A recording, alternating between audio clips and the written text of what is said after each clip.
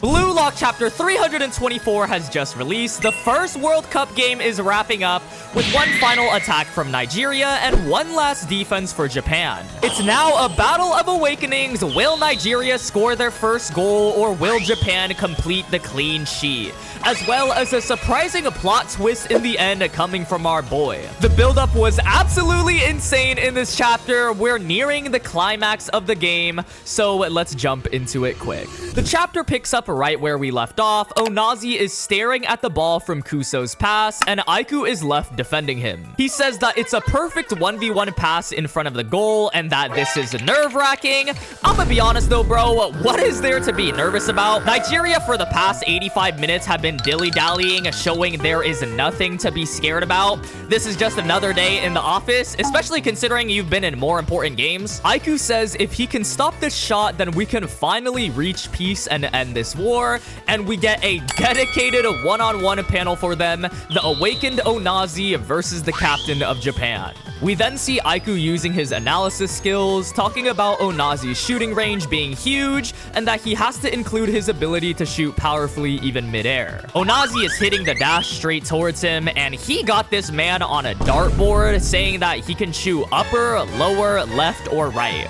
4 possible shooting angles, so his chance to block him is 1 in 4. All of a sudden, though, Isagi with the pull-up game already predicted Onazi would take Aiku in a one-on-one, so now he's here, even taking some time to make fun of his Shining Hope name, which is kind of funny. He's still trash-talking mid-game. This guy always showing up at the right place at the right moment, even got his own teammate shocked. He confused how Isagi is always on defense and offense. I know Isagi haters are sick of seeing this guy always on defense, but it low-key makes sense for later in this chapter. Right away though, he's getting active, telling Aiku he'll block this route, so Aiku tells him a good job and realizes that he's eliminating his shooting paths through a physical collision. Isagi sticks out his hand using Cobra Kai to block Onazi. He gripping him real hard here, by the way, and Aiku realizes that from his posture he can only shoot from one spot, so he can block it, a 1-on-1 chance. However, we see Onazi shift his eyes, and out of nowhere he twists his body to chest trap the ball. Taking a page straight out of Nagi Seishiro's book, this got Aiku and Isagi stunned. Aiku even got the proper confused look. Mouth open, double exclamation point, and a question mark, astonished at the play. And Isagi calls out they've never seen this move from Onazi before, so their pressing timing got completely thrown off. But his back is facing towards the goal, and that's when Onazi hits another spin to now face the ball in a proper shooting position. This play even got Isagi in shambles, reaching his hand out, and honestly, I would be a little scared too. Peep Onazi's foot. This is literally a Demon Slayer breathing. He got Sonami's wind breathing technique. Isagi says he twists further and leaps, and then we jump to the next page. Onazi has now revived a shooting line that had disappeared. He's awakened as we see Onazi has activated a Predator's Eye. Yo, what is going on right now? It's hype to see Nigeria actually awaken, and now we're left wondering whether they're gonna score or not. But at the same time, they still can't win the game regardless, so it's all the same result. Onazi shouts out that there are still so many versions of me inside of him. That makes him thrilled beyond belief as we see Onazi shoot the ball mid-air. And now it's time, folks. Does Onazi score a goal for Nigeria, ending Japan's sweep, or do we somehow clutch out a defense?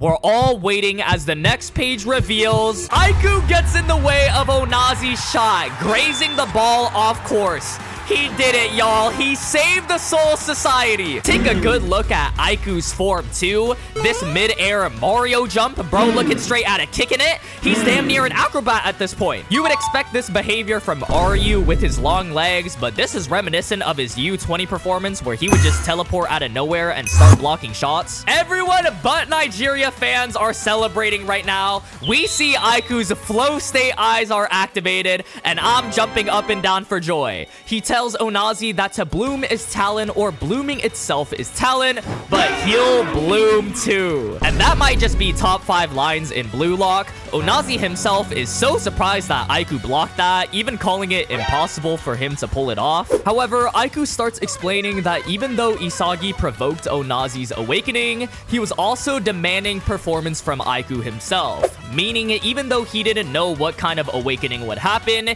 he was signaling to him to be ready for a never-seen-before shot. So wow, Isagi is behind another play, even when Aiku was the one who blocked it.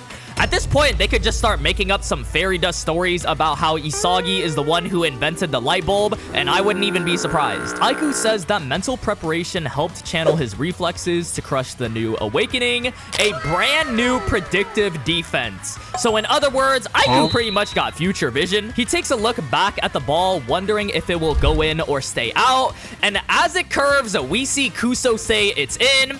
And if Kuso of all people saying it's in, then it's probably not in. He really thinks we're gonna listen and believe him. We see Gagamaru reach for the ball, and what do you know? It bounces off the post, which means Aiku actually made the last-minute Superman save. Kuso gets hit with the panel of infinite despair, but while he's sitting there, the real hustlers, Sadiq, Aboabona, and Bello rush in for the loose ball. And y'all, I know this might sound like I'm pushing the Kuso is trash agenda, but how is he not moving here? Aboabona is moving all the way across the pitch. A defender, mind you, is still trying to go for the ball. Yet all Kuso can do is just stare. The rest of the team is playing and he's just emo staring.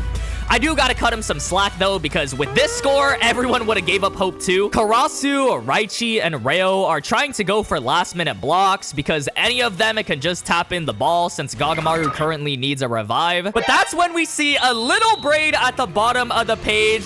Corona Ronse comes in for the clutch clear. Nah, 2 generational saves in the span of like 10 pages.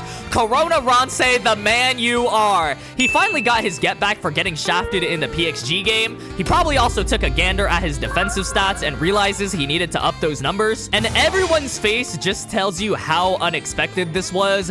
Bello was mid-slide, Aboabona was mid-scream, and Gagamaru looked like he saw a ghost. They actually executed the perfect 3-step plan to defend. Isagi to provoke the awakening, Aiku to block said awakening, and Corona to close it out. This is a generational defense we gotta study. Corona must have heard Kuso earlier because he says it's not going in, and this got me smiling ear to ear, dog. Like, I'm just as hype as all the people in the crowd seeing Corona get his moment.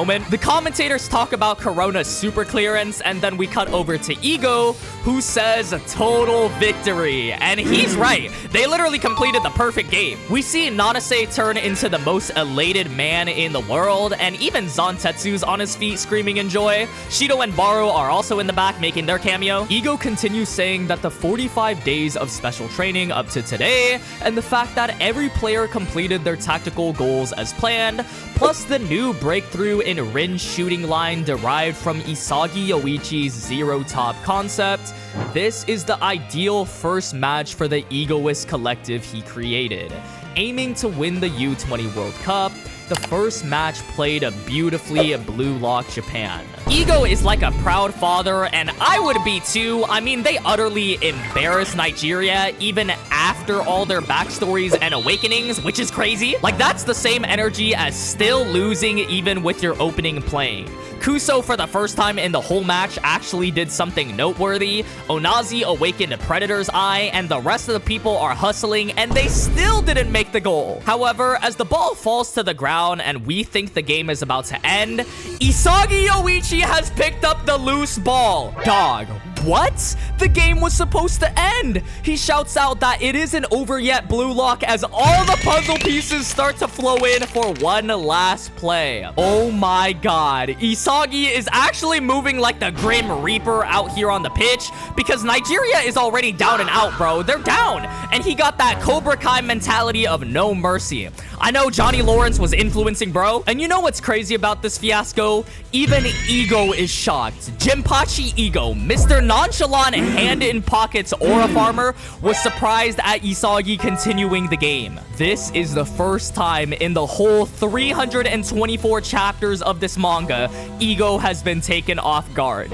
He wins the whole U20 game and he fist pumps, but he got the wide eyes and everything here. He can't believe what he's seeing. And you know, Isagi got all the brownie points this chapter because at the end, he asks BLUELOCK what's there to be satisfied about with only 1 minute left on the clock. Isagi Yoichi, are we really about to see you score a goal in the last minute of this game? Even your coach was up and ready to call it a day, but he's built different to keep fighting until the last minute. At this point as well, you gotta feel bad for Nigeria. This is just the nail in the coffin.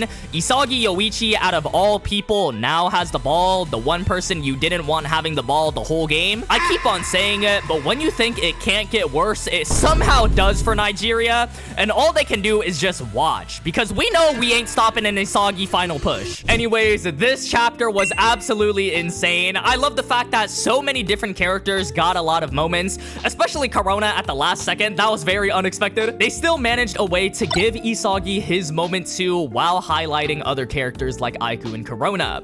Now, there is so much to talk about in this chapter. I've seen so much discussion, so I want to cover it all. First things first, the much anticipated ending of this game should be in the next chapter. Chapter 325 is titled The Student Has Become the Master.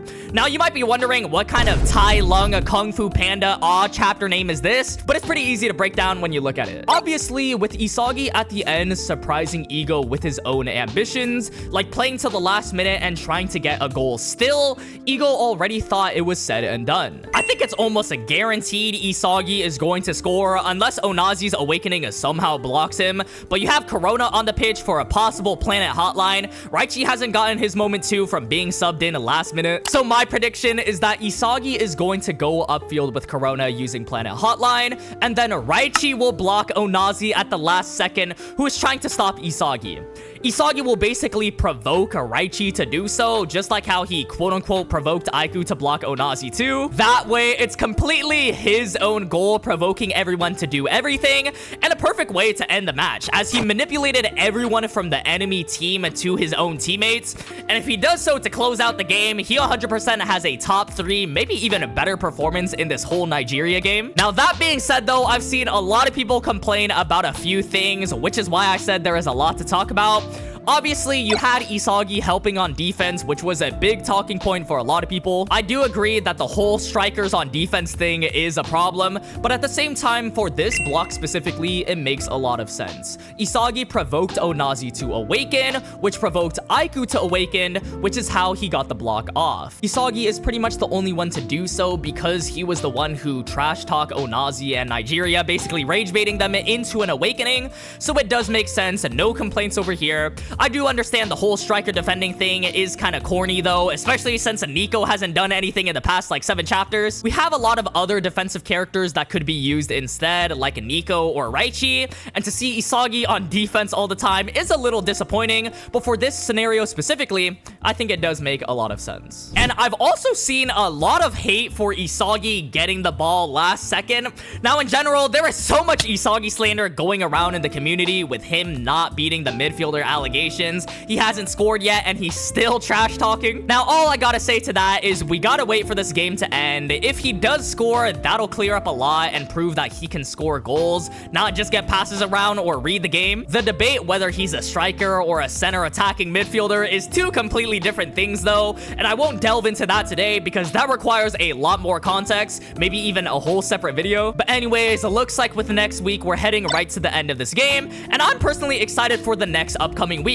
I always say it, but it's a perfect time to be a BLUELOCK fan right after games end. There is a lot more content and plot to talk about. The game is fully finished, so you can read it in one go. And also, the next game against France is going to be an absolute brawl. Take into account a lot of people are going to be on a break too for the holidays. BLUELOCK is going to be doing better and better, and that's why I'm saying it's a perfect time to be a BLUELOCK fan right now. I also did a little volume breakdown to predict what's going to be happening for the next upcoming weeks, like what we can expect from these next chapters, which is super exciting. Chapter 322 is when the next volume starts, and there is around 9 chapters in a single volume, so that means chapter 330 is when the next volume ends. Just using our own predictions, we're currently on chapter 324, and if the match ends the next chapter, we'll probably have one more chapter for post-game talks, celebrations, all those things. So chapter 326 is when the Nigeria game is fully finished and and we move on to other content. Doing the math, that leaves 4 chapters left in a volume, which I've been saying is a perfect amount of time to talk about other characters and countries.